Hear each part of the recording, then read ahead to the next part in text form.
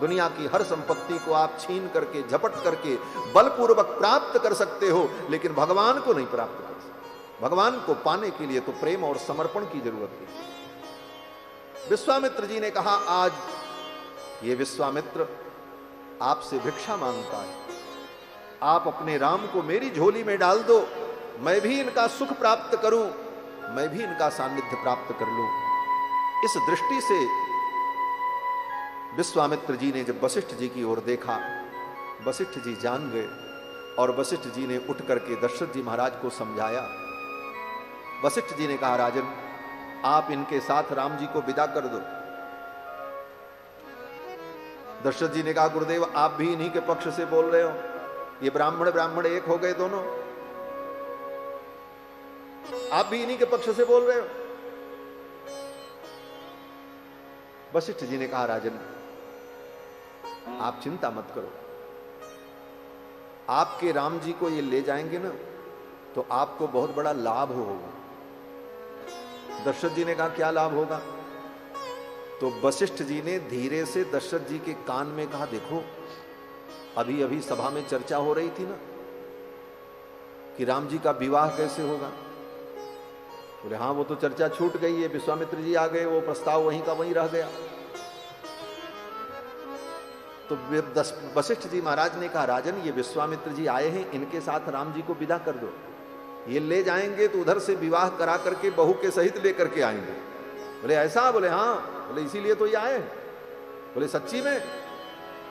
वशिष्ठ जी ने कहा, हाँ सच में, ये ले जाएंगे और उधर से विवाह करा करके ले करके आएंगे।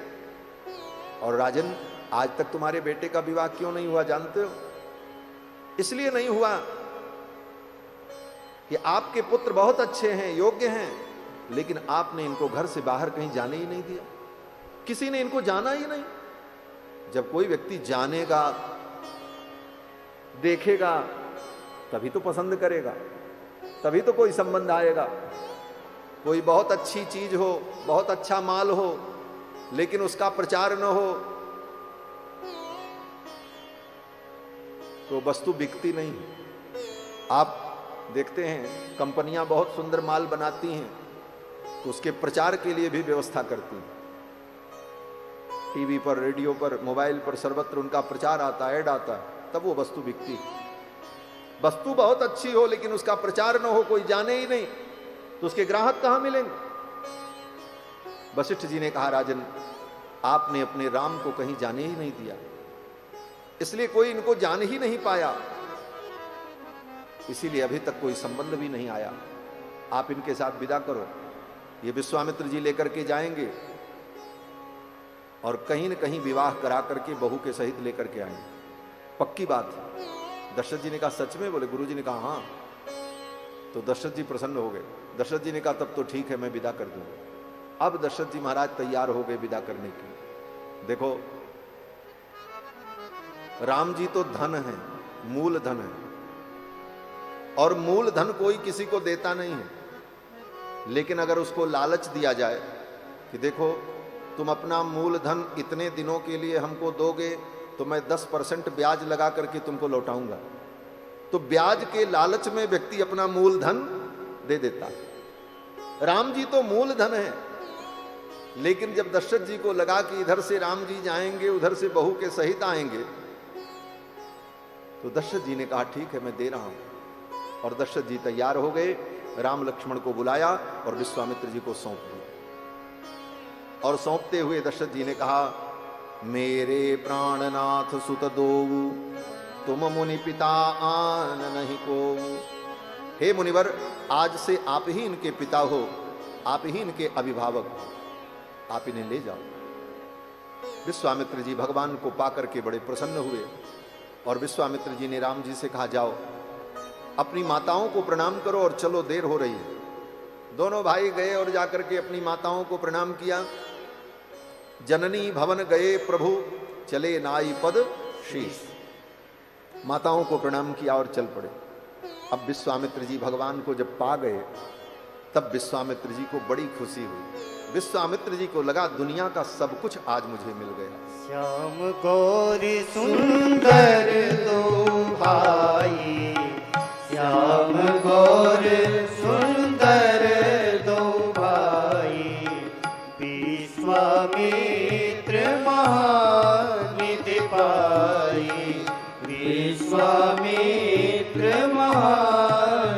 पाई।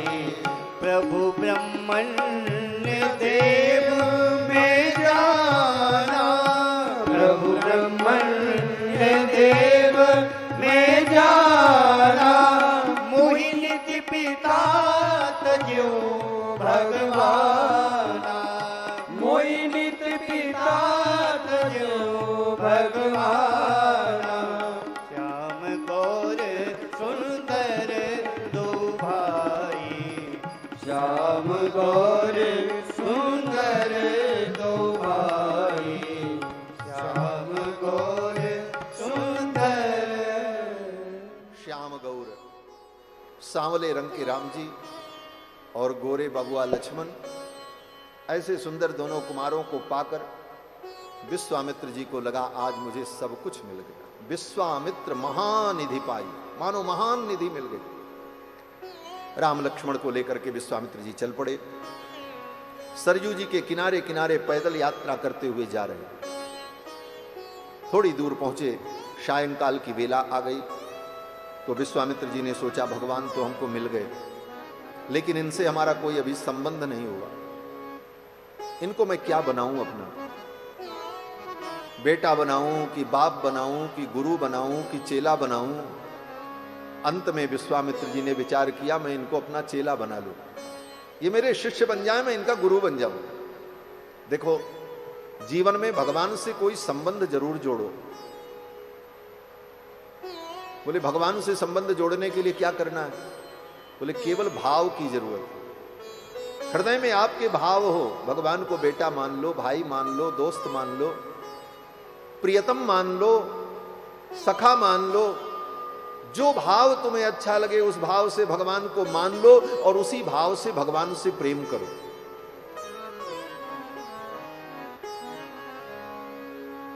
भगवान स्वयं कहते हैं कि मोहि तो ही नाते अनेक मानिए जो भावे, मोहि तो ही नाते अनेक मानिए जो भावे। भगवान से जीव के अनेक नाते हैं, सारे संबंध भगवान से ही हैं। दुनिया के जितने संबंध हैं ये सब बदलते रहते हैं।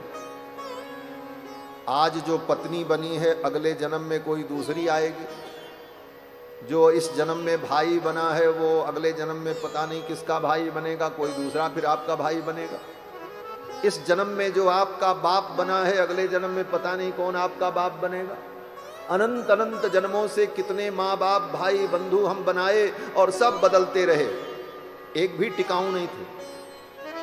लेकिन भगवान बोले भगवान तो अनादिकाल से वही हैं। त्वमेव माता च पिता त्वमेव, त्वमेव बंधुश्च गुरुस्त्वमेव, त्वमेव विद्या द्रविणम त्वमेव, त्वमेव सर्वम मम देव। भगवान ही सर्वस्व है और जन्म जन्मांतर। इसलिए कोई भी संबंध आप भगवान में देख लो जो आपको प्रिय लगे और उस संबंध से भगवान का चिंतन करना चाहिए। विश्वामित्र जी ने सोचा मैं इनको अपना चेला बना लूं और विश्वामित्र जी ने कहा राम मैं तुमको मंत्र देना चाहता हूं। देखो, वो शिष्य सौभाग्यशाली है जो किसी सद्गुरु का वर्ण करता है, लेकिन वो शिष्य महासौभाग्यशाली है जिसका वर्ण स्वयं गुरु कर लेते हैं। शिष्य गुरु के पास जाए कि हे प्रभु मैं आपका शिष्य बनने आया हूं, वो तो सौभाग्यशाली है। लेकिन महासौभाग्यशाली वो है कि गुरु स्वयं कृपा करके कहें कि आओ मैं तुमको अपना शिष्य बनाना चाहता हूं। उसकी योग्यता को देखकर, उसकी क्षमता को देखकर, उसकी भक्ति को देखकर आज गुरु जी ने कहा राम मैं तुम्हें अपना शिष्य बनाना चाहता हूं, तुम मेरे शिष्य बन जाओ। राम जी ने कहा गुरुदेव मैं तो आपका ही शिष्य हूं, आप बना लो। भगवान तो कहते तुम मुझे जो बनाना चाहो मैं बनने को तैयार हूं। तुम मुझे अपना बाप बनाना चाहो तो मैं बाप बनने को तैयार हूं। तुम बेटा बनाना चाहो मैं बेटा बनने को तैयार हूं। तुम मुझे अपना शिष्य बनाना चाहो मैं शिष्य बनने को तैयार हूं। अगर इससे भी तुमको संतोष नहीं है और तुमको मुझे अपना दुश्मन बनाना है तो तुम दुश्मन भी बना लो, मैं बनने को तैयार हूं। भगवान तो दुश्मन भी बनने को। रावण ने भगवान को अपना दुश्मन बनाया, उसका भी कल्याण हो गया, वो भी भगवान को प्राप्त हो। रावण को भी मरने के बाद कौन सी गति मिली? बोले भगवान में ही लीन हो गए। भगवान को जिसने दुश्मन बनाया उसका भी कल्याण हो गया। बैर भाव सुमिरत मोहिनीश्चर, ये निशाचर भी बैर भाव से भगवान का भजन करते हैं और अंत में इनको भी भगवान की प्राप्ति होती। और इनको भगवान क्या देते हैं? बोले भगवान इनको अपने में विलीन कर लेते हैं, अपने अंदर समाहित कर लेते हैं। ये बड़े बड़े असुर भी मरने के बाद भगवान में ही सायुज्य को प्राप्त कर लेते हैं, उनको भी भगवान परम गति दे देते हैं। एक महात्मा कहते थे भगवान उन राक्षसों को भी परम गति क्यों देते हैं? बोले ये भी भगवान की कृपा है। ये तो लीला में लगता है कि भगवान ने राक्षसों को मारा, लेकिन ये भी भगवान की कृपा है उन राक्षसों के ऊपर। कैसे? बोले जैसे किसी माँ का बेटा हो और वो बेटा बड़ा बदमाश हो, मोहल्ले भर के बच्चों को मारता हो, पीटता हो, सबसे झगड़ा करता हो, तो मोहल्ले के लोग आकर के शिकायत करते हैं तेरा बेटा बहुत खराब है, ये तेरा बेटा पूरे मोहल्ले को परेशान कर रखा है। तो माँ क्या करती? बोले बेटे को पकड़ती है और 2 थप्पड़ लगाती है और कहती चल आज से तू घर में रहेगा, बाहर नहीं जाएगा। अब तुझे बाहर जाना ही नहीं, क्योंकि तू बाहर जाकर के उपद्रव करता है, इसलिए चुपचाप तू घर में रहे। फिर वो माँ उसे घर से बाहर नहीं जाने देती। क्यों? बोले ये माँ की करुणा। उसी प्रकार भगवान इन असुरों से कहते हैं देखो तुमको मैंने संसार की बाजार में भेजा और संसार की बाजार में जाकर के तुमने सबको परेशान किया, अब चलो तुम घर के अंदर, अब तुमको बाहर जाने ही नहीं देंगे। भगवान 2 थप्पड़ लगाते हैं और उसको मुक्ति दे देते। बोले तू सदा के लिए यहीं रह भगवान के पास, हमारे धाम में निवास कर, मेरे श्री अंग में ही समाहित हो जा, सायुज्य प्राप्त कर ले। तो यह भी भगवान की कृपा है।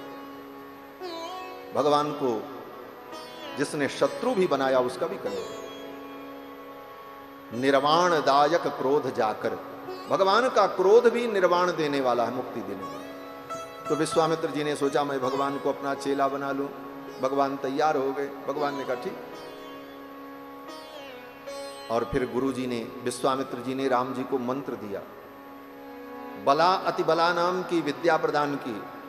और फिर ये सब करते करते रात हो गई। फिर वहीं सरजू जी के तट पर राम, लक्ष्मण और विश्वामित्र जी तीनों सोए। दूसरे दिन जब सवेरा हुआ तो राम जी की नींद नहीं खुल रही थी, राम जी सो रहे थे, तो विश्वामित्र जी को जगाना पड़ा। विश्वामित्र जी ने राम जी को जगाया और जगाते समय जो विश्वामित्र जी ने कहा है वाल्मीकि रामायण में, उसी श्लोक को पढ़कर आज भी मंदिरों में भगवान को जगाया जाता है। आप तिरुपति बालाजी जाते हैं तो बालाजी में सुप्रभातम जब बजता है तो कभी आपने सुना होगा कि कौसल्या सुप्रजा राम पूर्वा संध्या प्रवर्तते उत्तिष्ठ नरसार्दूल कर्तव्यम दैवमान्निकम। इस श्लोक के बाद ही सुप्रभात होता है, श्री वेंकटाचलपते तव सुप्रभातम। तो ये पहला श्लोक जो है, जो बालाजी के यहाँ सुप्रभात में पढ़ा जाता है, और केवल बालाजी के यहाँ ही नहीं, श्रीरंगम में, बिल्लीपुत्तूर में, कांची में, अयोध्या में, समस्त तीर्थों में, भगवान के मंदिरों में प्रातः काल जब भगवान को जगाया जाता है, अर्चक मंदिर में जाते हैं तो इसी को पढ़ते हैं, कौशल्या सुप्रजा राम पूर्वा संध्या प्रवर्तते उत्तिष्ठ नरसार्दूल कर्तव्यम दैव मान्यकम। और ये मंत्र कहाँ का है? बोले यही वाल्मीकि रामायण के इसी प्रसंग का है। विश्वामित्र जी ने भगवान को यही कह करके जगाया कि हे कौशल्या के पुत्र, कौशल्या सुप्रजा राम पूर्वा संध्या प्रवर्तते, प्रातः काल की संध्या हो गई, अब उठो और उठ करके अपने दैनिक कृत्य को करके संध्या वंदन करो। ये सब कह करके विश्वामित्र जी ने भगवान को जगाया। राम लक्ष्मण उठे, स्नान किया, संध्या वंदन किया, फिर वहाँ से चल पड़े। और जब वहाँ से चले तो सरजू जी के किनारे होते होते वहाँ पहुँचे जहाँ पर सरयू और गंगा का संगम हो रहा था। दोनों नदियों के संगम स्थल पर पहुँचे हैं। विश्वामित्र जी ने राम जी को सरयू जी का परिचय दिया, गंगा जी का परिचय दिया, और यही करते हुए जब आगे बढ़े तो ताटका वन आ गए, जिस वन में ताटका नाम की राक्षसी रहती थी। उस वन में प्रवेश करते ही विश्वामित्र जी ने कहा, राम अपने धनुष को ज्यासज्ज कर लो, धनुष पर डोरी चढ़ा लो। जिस वन से होकर के हम लोगों को निकलना है, इसी रास्ते में ताड़का रहती है और वो यक्षिणी बड़ी भयानक है। सावधान हो जाओ राम, वो कहीं से भी आ सकती है और अगर आ जाए तो उसे मार देना। राम जी ने कहा मार देंगे गुरु जी। विश्वामित्र जी ने कहा देखो, स्त्री समझ करके उसके ऊपर दया मत करना। हाँ। विश्वामित्र जी ने सोचा ये मर्यादा पुरुषोत्तम है, कहीं इनके मन में ये भाव आ गया स्त्री के ऊपर शस्त्र कैसे उठावें, स्त्री तो अबध्य होती है, तब तो ताड़का हम सबको मार डालेगी। इसलिए विश्वामित्र जी ने कहा देखो राम, स्त्री समझ करके उसके ऊपर दया मत करना, उसे मार देना। राम जी ने कहा हाँ गुरु जी मार देंगे। फिर थोड़ी दूर चले, आगे जाने पर विश्वामित्र जी ने फिर कहा देखो राम, शुक्राचार्य की मां जो थी, महर्षि भृगु की पत्नी, वो सारी दुनिया को समाप्त कर देना चाहती थी, तो भगवान विष्णु ने उनका वध किया था। इसलिए हे राम तुम दया मत करना, इसको मार देना। उदाहरण दिया। और आप तो विष्णु के अवतार हो, विष्णु के ही अवतार भगवान राम है, तो मानो भगवान से विश्वामित्र जी कहते देखो ताड़का के ऊपर दया मत करना, मार देना। राम जी ने कहा गुरु जी मार देना। थोड़ी दूर जाने के बाद फिर विश्वामित्र जी ने सोचा कहीं राम जी ने ताड़का को नहीं मारा, तब तो ये हम सबको मारेगी। फिर विश्वामित्र जी ने कहा देखो राम, अगर स्त्री सारे दुनिया के लिए काल बन जाए, जो स्त्री सारे दुनिया के लिए घातक बन जाए, ऐसी स्त्री को मार देने में कोई पाप नहीं है। इसलिए राम तुम मर्यादा के चक्कर में मत पड़ना, मार देना ताड़का। राम जी ने कहा मार देना। कई बार विश्वामित्र जी ने रास्ते में कहा ताड़का आवे तो मार देना, ताड़का आवे तो मार देना। राम जी ने सोचा जब तक ये ताड़का मरेगी नहीं तब तक हमारे गुरु जी को शांति मिलेगी नहीं। लेकिन मैं मारूं तो कैसे मारूं, अभी तक ताड़का आई नहीं, आवे तब न मारे, अभी तो केवल बात हो रही थी। तो राम जी ने सोचा अब ताड़का के आने की प्रतीक्षा नहीं करेंगे, पता नहीं कब आएगी, और जब तक वो आएगी नहीं तब तक मैं मारूंगा नहीं, और जब तक वो मरेगी नहीं तब तक गुरु जी को शांति नहीं मिलेगी। तो अब विलंब करना ठीक नहीं, ताड़का को बुला ही लेते हैं। वो अपने से नहीं आई, राम जी ने बुलाया। और कैसे बुलाया? बोले राम जी ने अपने धनुष पर डोरी चढ़ाई, और डोरी चढ़ाने के बाद एवं उक्त्वा धनुर्मध्ये बद्ध्वा मुष्टिमरिंदमः, एक हाथ से धनुष को पकड़ा, एक हाथ से डोरी को पकड़ा और ऐसे राम जी ने खींचा। बाण नहीं चढ़ाया, केवल डोरी को खींच रहे हैं। और डोरी को खींच करके राम जी ने ऐसे जब डोरी को छोड़ी, ऐसी झंकार हुई, ऐसी टंकार की ध्वनि उत्पन्न हुई कि पूरा जंगल गुंजायमान हो गया। ज्याघोष मकरोत् तीव्रम दिशा शब्देन नादयन्, भगवान के धनुष की टंकार से दशों दिशाएं गुंजायमान हो गई। वो ताड़का सो रही थी, उसकी नींद खुल गई, चौंक गई। जैसे कोई व्यक्ति नींद में सोया हो और एक बम विस्फोट हो जाए, सब चौंक करके उठ जाए, क्या हुआ? अभी 3 दिन पहले घटना घटित हुई है उत्तर प्रदेश में। बलरामपुर जनपद में एक व्यक्ति के घर में ऐसा बम विस्फोट हुआ कि 15 किलोमीटर तक उसकी आवाज सुनाई दी। और भी रात्रि में लोग चौंक करके अपने अपने घर में उठ गए, पूरा शहर जाग गया। भगवान श्री राम ने भी अपने धनुष की डोरी को खींचकर जब छोड़ा तो ऐसी टंकार हुई कि जंगल के जितने पशु पक्षी रात में शांति से विश्राम कर रहे थे, सब व्याकुल होकर के भागने लगे। और ताड़का की भी नींद खुल गई, वो दौड़ती हुई आ गई। उद्यम्य बाहुं गर्जन्तीं, दोनों हाथ उठा करके गर्जना करती हुई राम जी की ओर दौड़ी। अब तो ताड़का को देख करके विश्वामित्र जी सोचने लगे, अरे राम, ये ताड़का तो बड़ी भयानक है, कहीं ये राम लक्ष्मण का अनिष्ट न कर दे। तुरंत विश्वामित्र जी आगे बढ़े, राम और लक्ष्मण को पकड़ करके अपने पीठ के पीछे छिपा लिया और डांटते हुए विश्वामित्र जी ने ताड़का से कहा, तिष्ठ तिष्ठ, रुक जा। ज्यों ही विश्वामित्र जी ने ऐसा कहा, ताड़का वहीं रुक गई, एक कदम आगे नहीं बढ़ पाई। विश्वामित्र जी का ऐसा तेज था, तपस्वी। और फिर राम लक्ष्मण के सिर पर हाथ रखा, दोनों को आशीर्वाद दिया। विश्वामित्र जी ने और कहा स्वस्ति राघवयोरस्तु। हे राघव, हे लक्ष्मण, हे दोनों राघव, रघु के कुल में उत्पन्न है इसलिए दोनों राघव है, इसलिए स्वस्ति राघवयोः रस्तु, राघवयोः द्वय वचन का प्रयोग किया, तुम्हारा कल्याण हो। और ज्यों ही विश्वामित्र जी ने आशीर्वाद दिया तब राम जी ने कहा अब ताड़का को मार देना चाहिए। अभी तक क्यों नहीं मारा?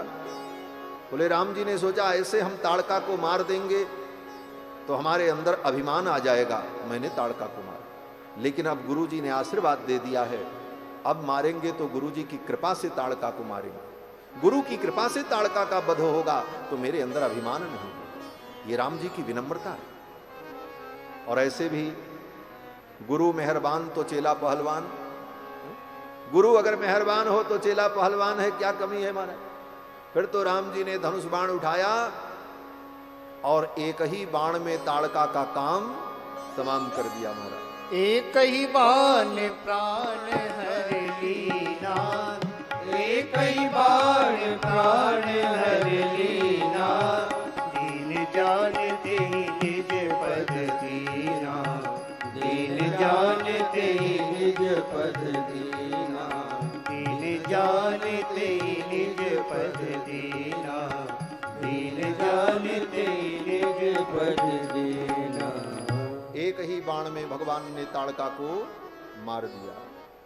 एक ही बाण में ताड़का राक्षसी जो गिरी सो पड़ी की पड़ी रह गई, उठ नहीं पाई। एक ही बाण में ताड़का का भगवान ने काम तमाम कर दिया। ये ताड़का क्या है? श्री वल्लभाचार्य जी महाराज अपनी टीका में कहते हैं ये ताड़का अविद्या है, और अविद्या का विनाश तो गुरु की कृपा से ही होता है। और गुरु की कृपा से ब्रह्म ज्ञान के द्वारा ही अविद्या का नाश होता है। भगवान ही ब्रह्म ज्ञान स्वरूप है, ब्रह्म है, ज्ञान स्वरूप है। और गुरुदेव विश्वामित्र ने कहा स्वस्ति राघवयोरस्तु, तो राम जी ने ताड़का को मार दिया। गुरु की कृपा हो जाए तो जीव अविद्या पर विजय प्राप्त कर लेता है, अज्ञान पर विजय प्राप्त कर लेता है। ये इसका सार है। ताड़का का वध करने के बाद भगवान आगे बढ़े, विश्वामित्र जी के आश्रम में पहुंचे। मुनियों ने, विश्वामित्र जी के आश्रम में रहने वाले महात्माओं ने भगवान का स्वागत किया। और पहुंचते ही राम जी ने कहा गुरुदेव अब विलंब नहीं, आप यज्ञ प्रारंभ करो।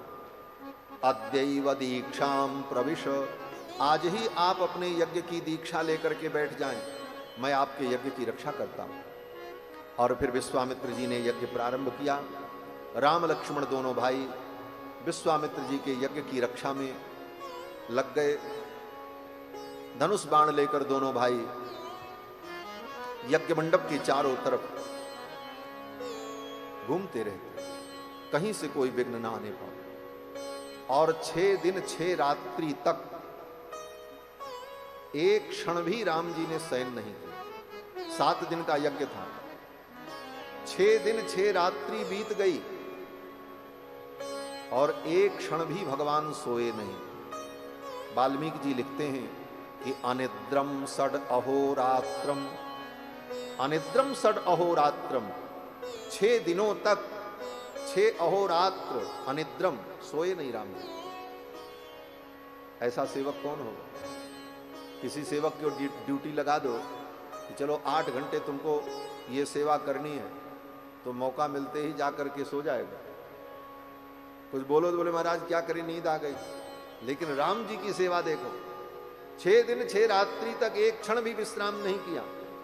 अनिद्रम षड अहोरात्रम तपोवनम रक्षताम, और केवल विश्वामित्र जी के यज्ञ मंडप की ही रक्षा नहीं, पूरे उस तपोवन की रक्षा करते रहे। तपोवनम रक्षताम, क्यों? बोले विश्वामित्र जी के यज्ञशाला में तो कोई विघ्न नहीं होगा, ये तो तय है। लेकिन उस तपोवन में किसी महर्षि के ऊपर कोई अत्याचार हो गया, किसी असुर ने आकर के किसी महर्षि को मार दिया, उनकी कुटिया में कोई अपवित्र वस्तु डाल दी, तो उपद्रव खड़ा हो जाएगा। और उस उपद्रव का परिणाम होगा कि विश्वामित्र जी का मन विचलित होगा, यज्ञ में उनका मन नहीं लगेगा। इसलिए भगवान पूरे तपोवन की रक्षा करते, तपोवनम रक्षता। सुबाहो और मारीच आए। गोस्वामी तुलसीदास जी 2 चौपाइयों में वर्णन करते हैं, कितनी सुंदर झांकी है। यज्ञ मंडप में विश्वामित्र जी बैठ करके आहुति दे रहे हैं और राम लक्ष्मण दोनों भाई यज्ञ की रक्षा कर रहे हैं। होम करन लागे मुनि झारी, आप रहे मख की रखवारी। होम करन लागे मुनि झारी, आप रहे मख की रखवारी। आप रहे मख की रखवारी। सुन मारीच निशाचर क्रोही, ले सहाय धावा मुनि द्रोही। सुन मारीच निशाचर क्रोही, ले सहाय धावा मुनि द्रोही। ले सहाय धावा मुनि द्रोही। ले सहाय धावा